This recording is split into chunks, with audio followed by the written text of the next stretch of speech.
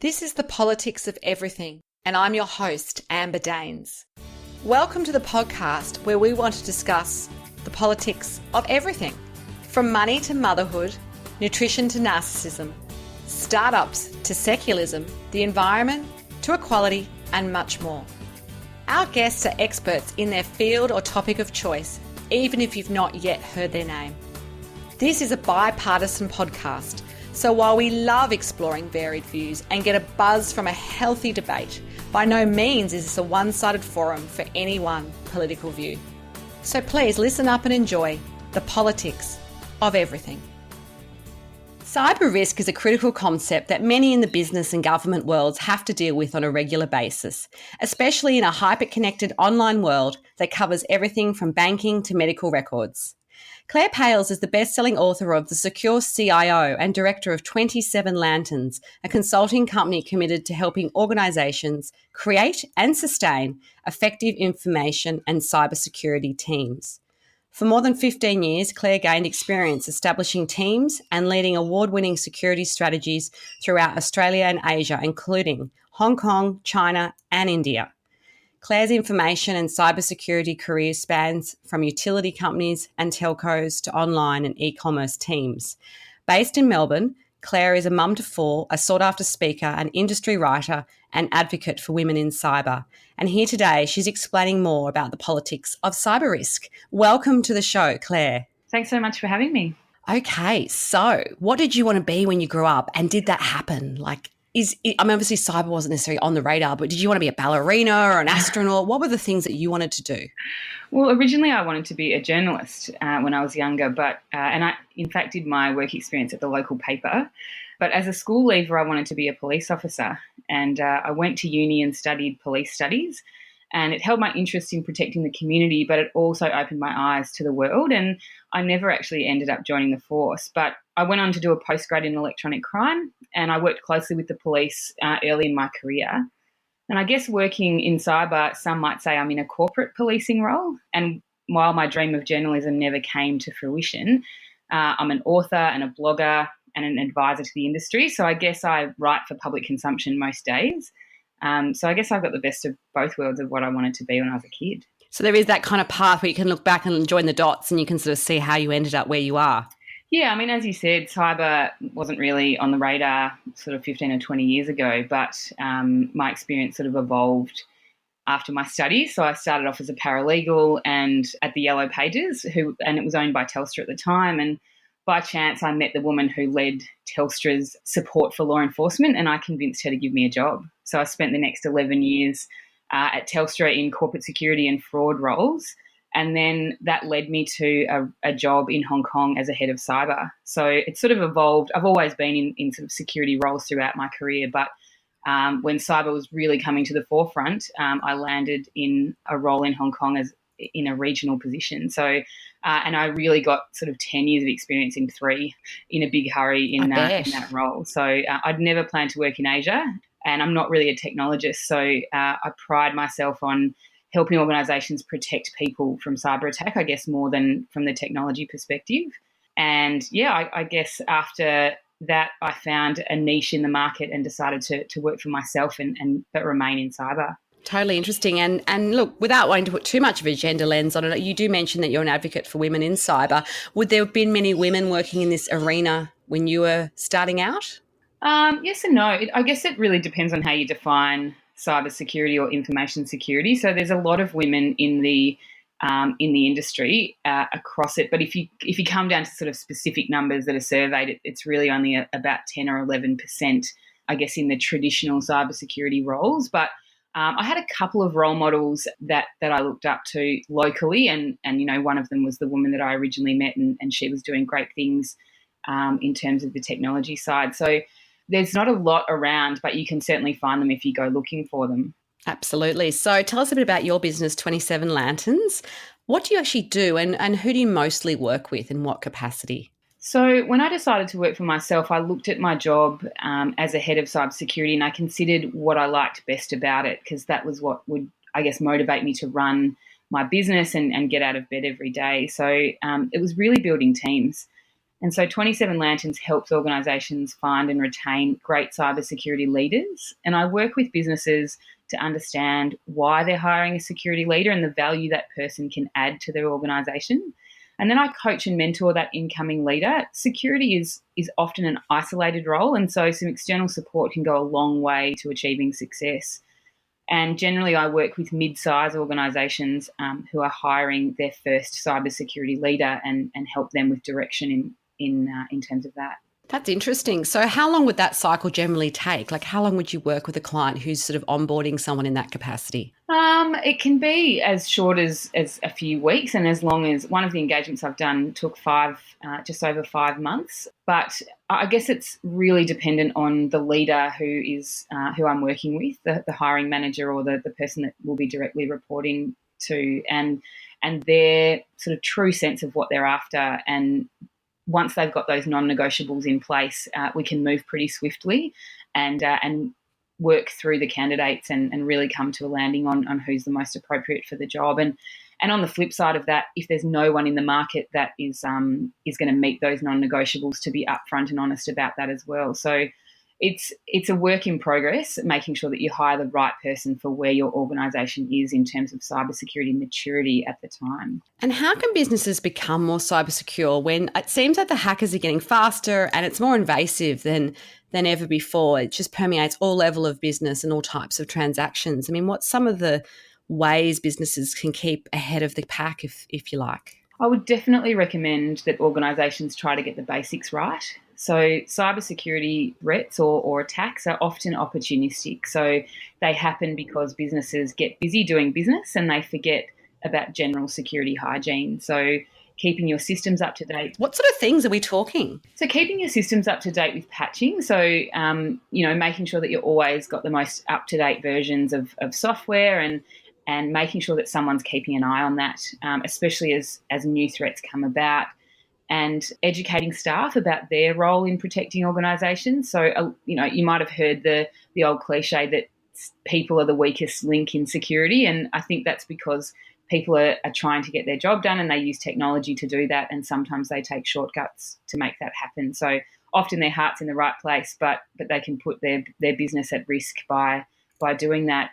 And I guess the other part of it is having a workable plan in place to bounce back. So if you are the victim of cyber attack in terms of your organisation, having a plan in place and some experts around you that help you to bounce back really quickly and be resilient.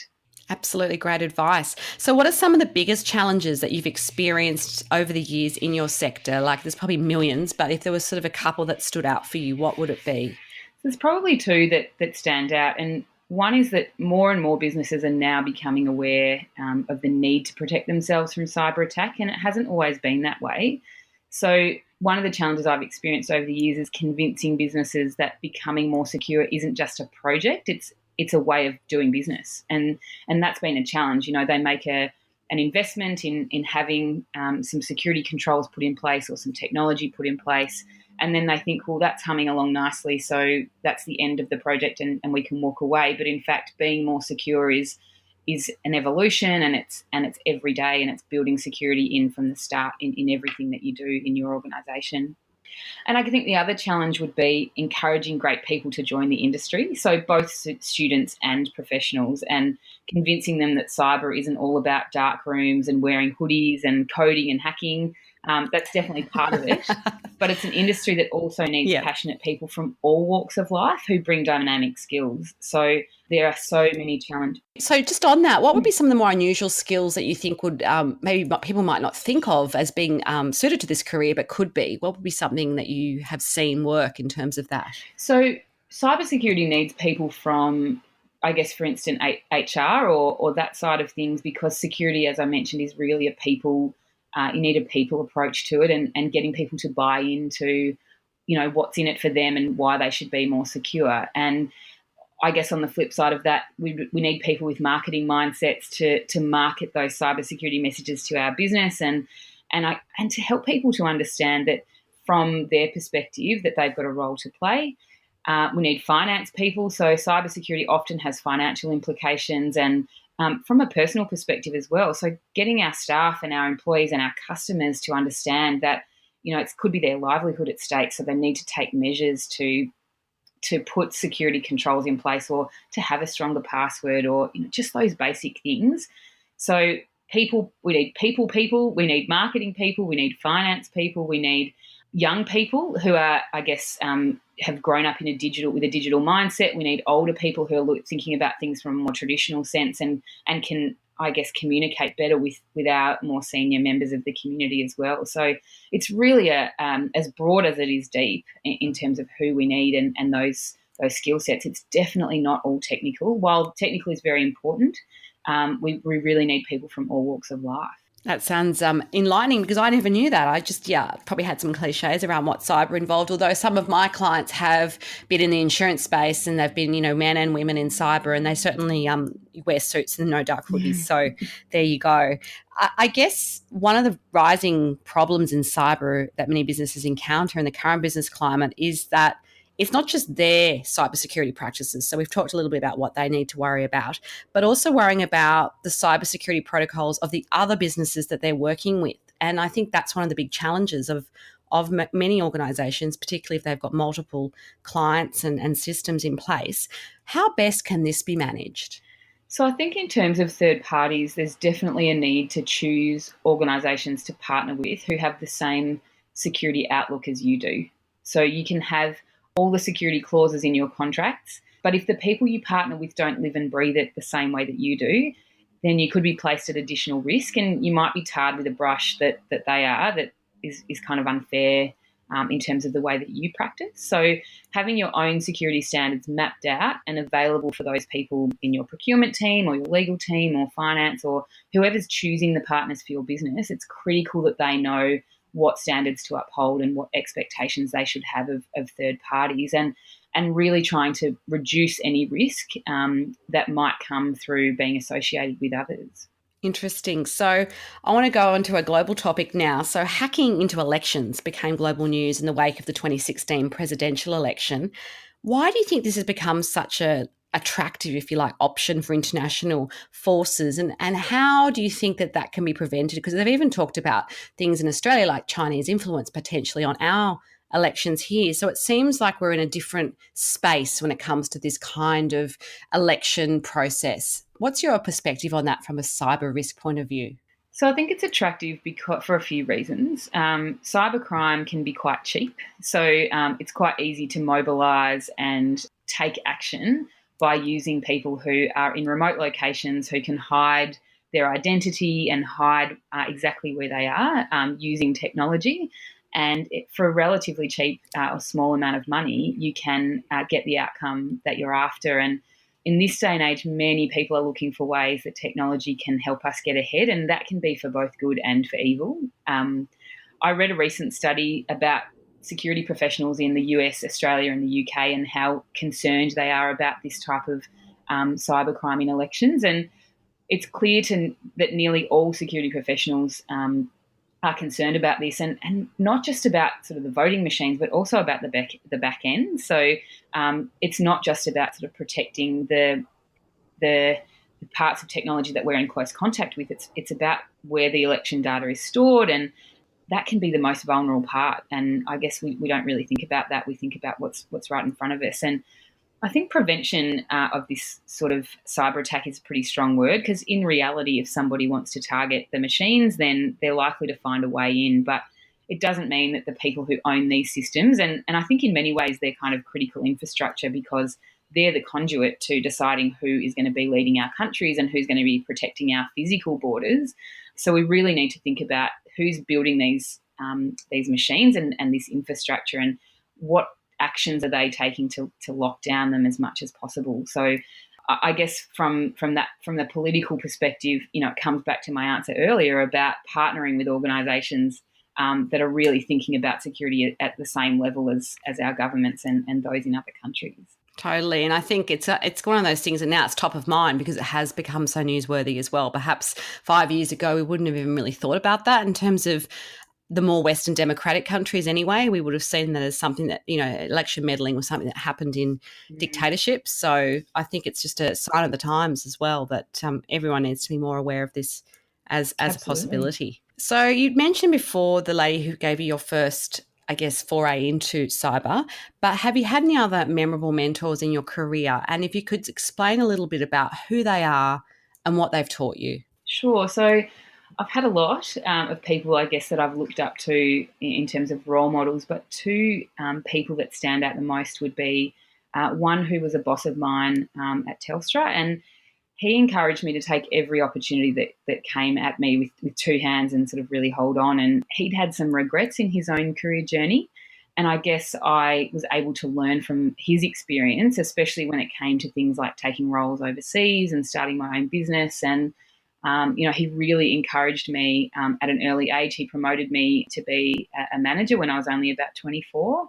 And that was really the start of me taking advice from him and learning how to be a really great security professional and learn from his experience. The other significant person, I guess, is probably my husband, even from a career perspective. And when I met him, we were poles apart in terms of my approach to work and his. I was convinced that I had to do everything for myself and take the load on of trying to do things. And he was the king of outsourcing. He was, getting other people to pull levers for him and make things happen. And I guess he's taught me to remove some of the pressure on myself by having others take on some tasks. And there are other people around you who can do things for you. And then together, as the parents of 4 children, his approach to outsourcing has become really, really important to make sure that we can put the kids at the centre of what we do and get others around us to help us with business and other activities. So I guess that's been a key learning for me, is that I don't have to do it all for myself and then I can get the support of others. And I think that's a really important thing if you're juggling caring responsibilities as well, because there's only so many hours in the day and there's only one of you. So I think the outsourcing thing is something that we can all benefit from for sure. And I know I've learned to do that over the years as well. I don't know why we all think we can do it better and faster and whatever, but you just end up burning out, is in my experience anyway. So your final words, what would be your best tips for businesses wanting to get ahead in the politics of cyber risk? So I guess there's a cliche that there's only 2 types of businesses, and there's those who have been breached and those who just haven't worked out that they've been breached yet. And so I guess the key thing is partnering with trusted experts. So no matter how big or small your business is, because cybercrime can be really crippling for small business, and so they need to be just as focused on this as the big corporates, and being prepared, as I mentioned earlier, have good security hygiene, having a tested response plan in place. It's really about being resilient. If you think about the fact that at some point it will happen to you, then how would you come back from that? How would you be back online quickly? How would you be back serving your customers as quickly as possible? And don't be afraid to invest in security. Employing dedicated security professionals is really important, but also just having really great technology at your fingertips and asking for advice about what those technology measures should be. And I think most organisations are coming to this realisation now that they have to, it's the cost of doing business is to invest in some security controls or having that outsourcing model of getting others to do it for you. So being prepared, knowing that you're resilient and taking some investment in the security of your organisation would be my best tips for wanting to get ahead in this space. Absolutely fantastic to have you on the Politics of Everything today. If you want to contact Claire Pales, there will be some details on our show notes as always. Until next time, keep well. Thanks for listening today. If you've enjoyed the Politics of Everything, we thrive on feedback. So please add a short review and share the podcast with your network, your friends and family. I'm also always on the hunt for fabulous new guests, so if you've got a view to share and an idea how to get our listeners excited, please email me at amber@bespokecomms, that's BESPOKECOMMS.com.au, and we'll be sure to get back to you. Until next time.